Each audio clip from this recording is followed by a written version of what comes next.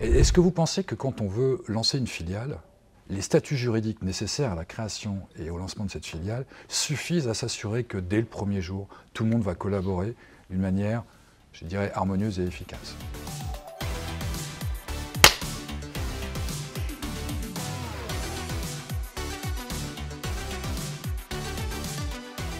Quels sont les enjeux des entreprises aujourd'hui quand on parle transformation?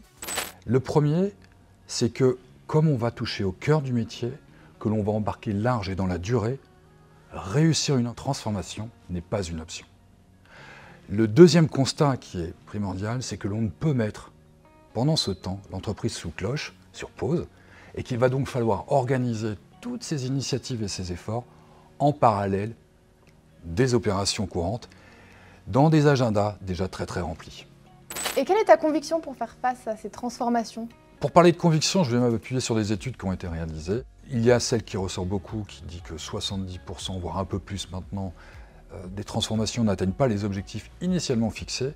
Au-delà du chiffre, ce qu'il faut comprendre, c'est où étaient les écueils, quelles sont ces difficultés qu'ont rencontrées les entreprises dans leur transformation, et on va retrouver toute la panoplie et le panorama des facteurs humains, avec un manque d'alignement, le fait que les personnes n'endossent pas le rôle, les managers ne sont pas rôle modèle, les bonnes personnes au bon endroit, ce n'est pas toujours le cas, une désorganisation, les aspects techno et technologiques n'étant qu'en toute dernière position. Donc, fort de ce constat, ce que l'on veut éviter, c'est ce que l'on retrouve parfois sur certains slides, à savoir cette grande barre conduite du changement qui commence au jour 1 et qui termine, voire même après le projet, sans trop savoir ce qu'on met derrière. Si je devais un peu résumer, il faut dépasser le simple fait d'accompagner cette transformation, d'en faire une simple évolution, pour essayer d'en faire une aventure réellement positive et audacieuse. Et concrètement, comment ça se matérialise? On a, nous, peut-être 3 mots qui pourraient le résumer.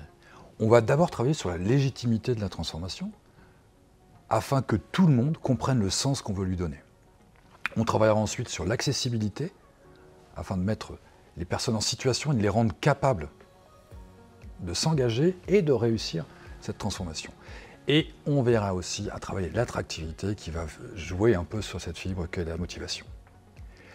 Ce qui est important quand on veut matérialiser ça, c'est de comprendre qu'on a une approche à 360 degrés.